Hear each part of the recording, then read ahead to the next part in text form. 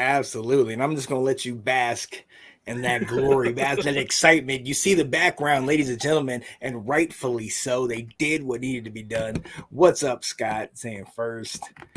And then sup, guys? Yo, we appreciate you guys being. Alex is a bully. What is this? What is this? Hey, my team's a bunch of bullies, but play that bully ball. But here we go. We're gonna get into that later. We're not talking about that right now. Yo, but look, we're here, and let's go ahead and say it right here. Congratulations, the Michigan Wolverines are 2024 national champions, the last of the college football playoffs, and what a way to end it. And it was a solid game, but I mean, first and foremost, man, a natty, the first outright national championship since what, like 1947? 48. You have to go back, but in the 40s, yeah, because the one in 97 you had to split, right? Yeah, I believe we split with Tennessee, if I'm not mistaken.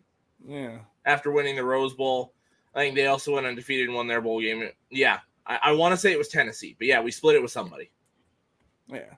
But the joy, I mean, talk to me. I mean, how are you? And you said it's, it's still kind of the glow, but in that moment when the final whistle blew, man, you were a champion. What are you thinking, man?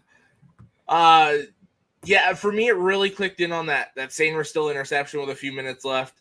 I shed a few tears at that point, just a few, and then it was just back to that pure joy of, okay, well, there's still a little bit of time, seeing Corum get that touchdown. And that kind of cemented my opinion that I said was a potential thought going into the game. To me, Corum is, I'll put it top 3, but I think there's a strong argument for him to be the greatest running back to wear the maize and blue. Wow. And I mean, you look at this team in general. This is by far the best defensive line we've had in the history of Michigan. One of the best overall secondaries. Even better than the Aiden Hutchinson and Ajabo? Oh, yeah. This D-line was 13 players deep. We rotated 13 guys in and out throughout the game. And, I mean, you had Kenneth Grant, Mason Graham were absolute game wreckers in the middle. And then you have Chris Jenkins, who's a borderline first-round pick, probably a second-round pick in this year's draft.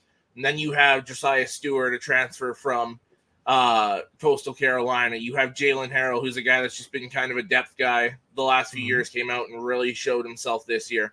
And that's only half the group.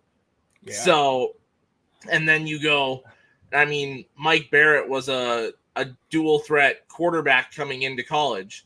They transitioned him to a linebacker in Don Brown's defense, which was a safety, kind of that safety slot corner, kind of nickel guy in Don Brown's defense.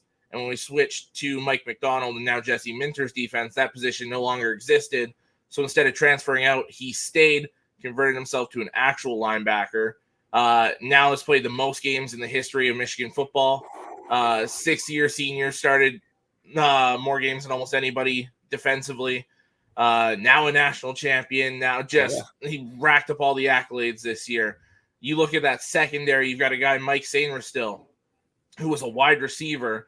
And then after year 3, it was, hey guys, we need people on defense. And he just immediately volunteered, went to a DB, and just started to become a lockdown corner on that defense. Will Johnson, a guy that had offers to go pretty much everywhere in the country, chose to stay home. At that time, chose academics over potential winning.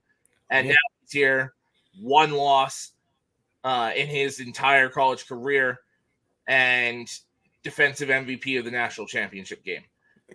Like, you've got so many of these guys that, whether they transferred in or stuck it out, those older guys were there for the first little bit of Harbaugh's tenure, where you weren't beating Ohio State. You were back and forth with Michigan State. You weren't beating Penn State.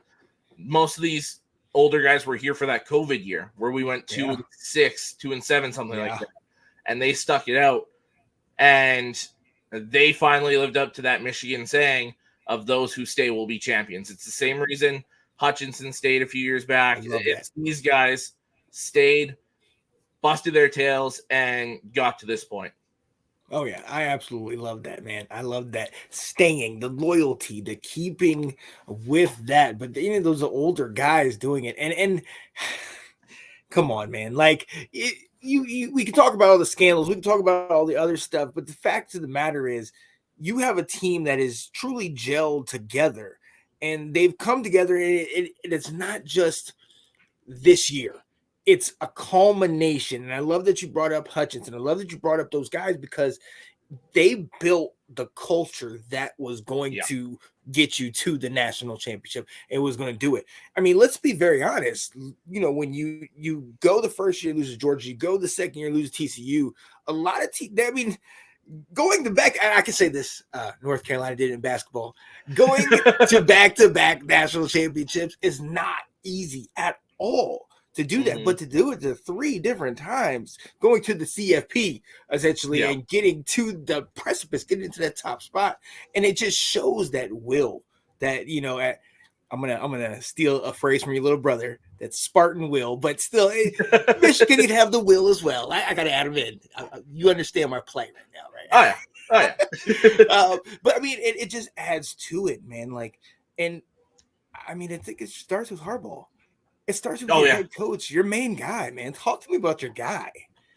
Matt, to me, he's put himself at that status of a Bo Schembechler, of a Lloyd Carr, these elite coaches in Michigan history. He might be number 1. I'd probably put him right there with Bo as kind of 1A, 1B, in my personal opinion. But what he did when everyone, and I've even said this before, I was having thoughts of, has Jim done all he can do, and is it time to move on after that COVID season? And he takes that pay cut, accepts that, you know, what we were doing isn't good enough, makes the change of moving on from Don Brown, and kind of goes back and forth with his brother. And the last few years, they've been switching defensive coordinators. He had, going into that 2021 season, he had, John Harbaugh had Jesse Minter and Mike McDonald, who wanted to get them defensive coordinator experience, so they were going back to the college level. He told Jim to take his pick, chose Mike McDonald. Jesse Minter went to Vanderbilt to get the experience. Mike McDonald did so well, John took him back after 1 year, and then he brought Minter back in, and Minter's done the same thing. He's just elevated this defense, made it. They're doing NFL-style schemes. They're showing guys, dropping back into coverage. They're mixing the coverages up. They're doing so many things that you don't really see at the college level. And these are 18, 19, 20-year-old kids that are doing it at a very good level. And the thing I love about Harbaugh is he puts these guys like a Sharon Moore, like a Jesse Minter, like the rest of the coaches on this staff. He empowers them to just kind of do them. I mean, you look at Sharon Moore after that Penn State game, you don't really see head coaches basically sobbing after a game and swearing on national television. Swearing. And he allows them to be them and allows them to grow and develop. And honestly, when he says in the next 5-10 years, the majority of these guys on the staff will be head coaches, I kind of tend to believe him because of what he's doing as a developmental program for these coaches. So just what Harbaugh does for everyone around him. You see so many college coaches that seem to kind of be about themselves. And I mean, you saw it in the interviews after the game. Every answer Harbaugh had was, it's great for the team. It's great for the players. It's great for Michigan. There was, anytime they tried to ask him about his legacy, he deflects. He's such a selfless guy. He's everything that he's made this Michigan program. He's built it in his image, and it's been so successful. I actually like Brady Hoke before there. I like that list, Ben.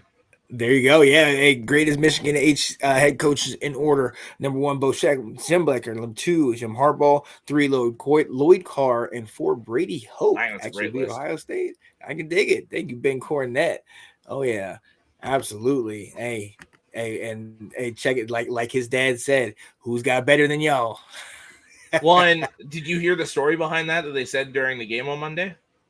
No. So the reason Jim has that where he yells it to the team after the game or after both championship games, yelled it to the fans and everything, is Jack.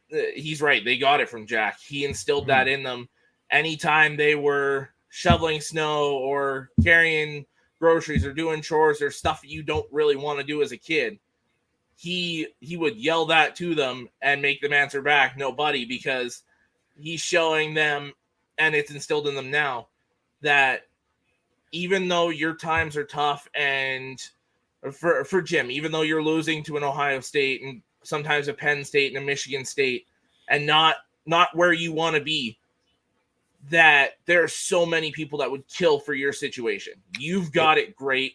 Make the best out of the situation you've got and turn that negative into that positive. Jack instilled that in them from the very beginning. And you've seen both those guys, Jim and John, instill that in their programs. Oh, absolutely. I mean, and I saw the tree of natties, because Jim said, "Oh, now I can eat at the big boys table now," because he's got a championship. If those of you don't know, Jack, their father, took Western Kentucky when they were in FCS to the national championship, got a W. Obviously, we know about the brothers matchup in the Ravens Super Bowl when they got their win, and then now Jim got his. So I love that. Yeah. All right. Hey, all we need is my Bucks and Lions can't do it. Have the Ravens win the Super Bowl and both Harbaugh brothers dominate the college and NFL in 2023. Yeah. I'm here for it. I'm also here for the rumors that Harbaugh might be coming to the nation's capital. I think if he's going to the NFL, I think that's a sneaky one that makes a ton of sense. Come on, I think it really does. Come on. I love it.